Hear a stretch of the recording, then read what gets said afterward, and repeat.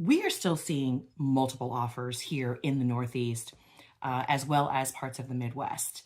We do have an inventory problem, unlike the rest of the United States. And one of the tools that we use in our offer process, because I'm not kidding, we're still seeing 7, 14, 28, 30 offers on a property. And it is now what, December of 2020. Oh my gosh, it's December and we're still seeing it, right? So one of the tools that we use when we're making offers, if we would like to win against all these other people who are also vying for the same property, is something called an inspection waiver. Hey, it's Nancy from Nancy Chu Homes. I'm a realtor here in Northern New Jersey, and in my 19 years in the business, I have done over $500 million of real estate. And I really wanted to spend just like a couple of minutes to talk to you guys about the difference between an inspection waiver and an inspection remediation waiver. Now, there are states like Pennsylvania, for instance, where you can just waive inspections. You're just like, you know what? I'm not going to inspect this house. I'm just going to take what I get and roll that dice. Well, okay, so here in New Jersey, I would much rather you do something called an inspection remediation waiver. That means that we reserve the right to do the inspection. Now, whether we're doing it for informational purposes only, which often gets interpreted by attorneys as, hey, it doesn't matter what you find, you're going to do the inspection, but you're still going to buy the house. You can't cancel the deal no matter what you find within it, right? That's one sort of particular set of text, right? Versus if you're just going to say, hey, listen, I'm going to do the inspection, but I'd like to waive a numerical amount. So let's pretend that you say, hey, I'm writing an offer on this house. I would like to waive the first $10,000 of what we find. That means that you're waiving the first $10,000 worth of inspection issues that you find. So once you get that inspection report, what you're doing is you're going back and you're saying, well, this is the list of concerns.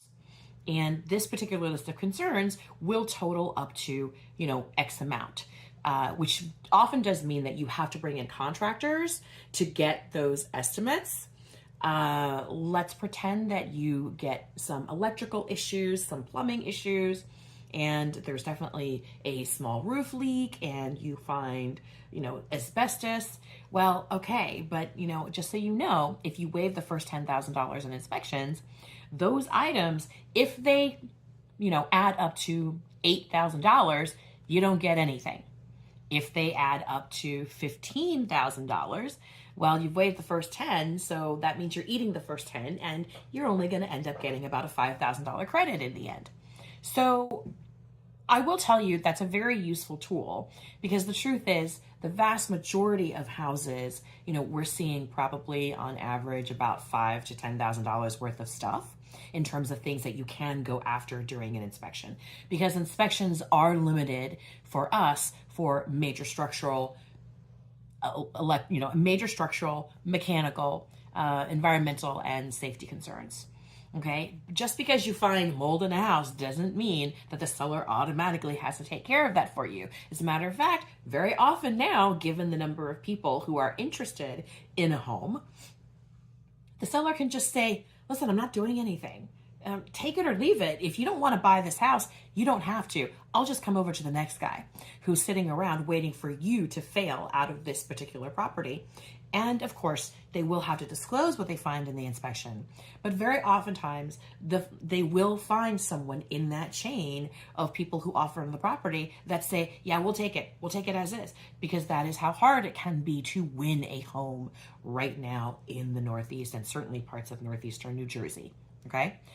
All right. So please note, I'm going to make one last comment. And this goes for agents as well as, for clients, right? When you see the phrase, the buyer limits his inspections to major mechanical, structural, environmental, and safety hazards, I've seen agents say, fantastic, that's a great waiver. That's not a waiver, right? I'm just gonna say that one more time. That's not a waiver. That's just simply the scope of the inspection. The scope of the inspection is these items. Like, these are the things that you're looking for. I mean, you're basically leaving off cosmetic, which really isn't part of the inspection process anyway. So I'm just saying, if you are selling your house and your listing agent thinks that that's a waiver, your listing agent has no idea what the heck they're doing. A waiver, in my opinion, should consist of some sort of numerical waiver, okay?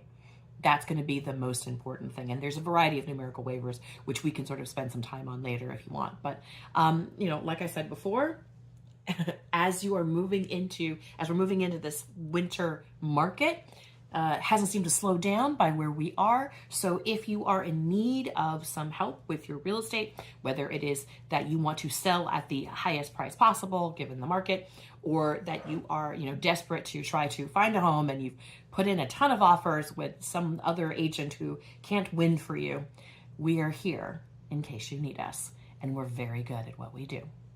All right. Thank you so much. I will talk to you guys next week.